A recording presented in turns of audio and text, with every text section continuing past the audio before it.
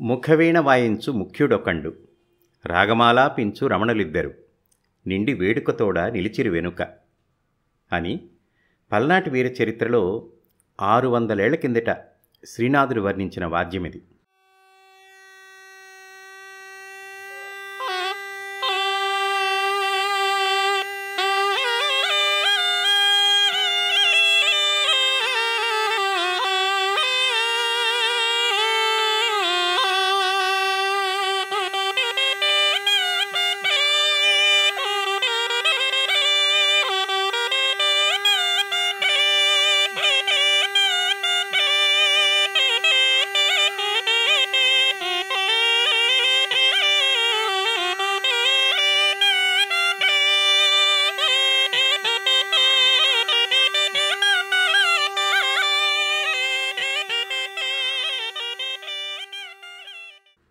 సుమారు 200 ఏళ్ల కిందట వయోలిన్ అనే పడమటి దేశాల ఎసముట్టు రాకముందు దక్షిణాది సంగీతంలో పక్కవాద్యంగా ఉండినది ఇదే. ఒక్క సంగీతంలోనే కాదు, తెలుగువారి నాట్య నట్టువ మేళాలలో కూడా ముఖవేణిదే పెద్ద పాత్ర. హిందుస్థానీ సంగీతపు షెనాయిను పోలి ఉన్న దగ్గరగా గమనిస్తే ఊదే పీక దగ్గర నుండి వాయించే కన్నాల వరకు చిన్న చిన్న వేరిమి ఉంటుంది. ఇక్కడ మీరు చూస్తున్న కళాకారుడి పేరు తింగళూరు ఆంజనప్ప గారు. 25-30 ఏళ్ల కిందటి వరకు తెలుగు నాటక కళలైన కేళికలు, యక్షగానాలు నడుస్తున్నప్పుడు వెనుకెస్సగా అంటే నేపథ్య సంగీతంగా ఆంజనప్ప గారి ముఖవేణి పలుకుతూ ఉండేది. ఆంజనప్ప గారు 2 తీరుల ఎసముట్లను పలికిస్తారు.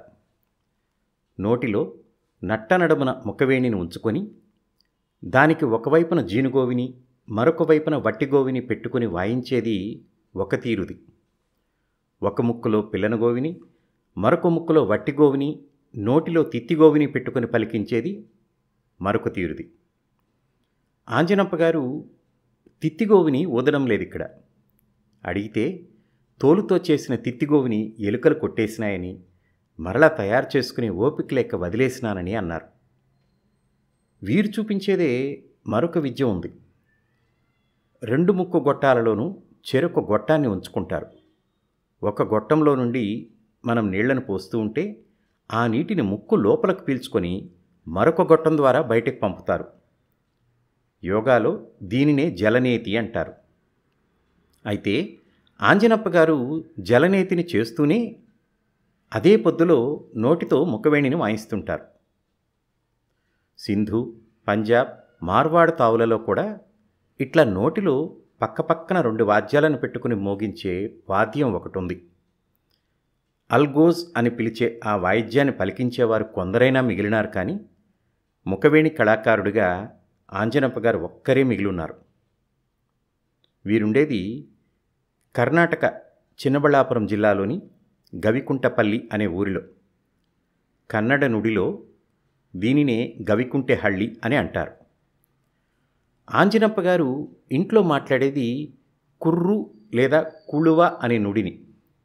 బయట తెలుగు కన్నడ పాటలను పలికిస్తుంటారు.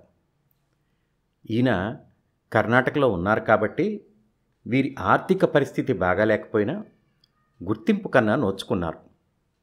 కన్నడిగులు కొన్ని పురస్కారాలతో వీరిని గౌరవించినారు. తింగళూరు ఆంజనప్ప గారు పలికించిన ముఖవేణి రాగాలను అప్పుడప్పుడు ఒకటిగా మీ ముందుకు తేబోతున్నది తెలుగు నెరవు.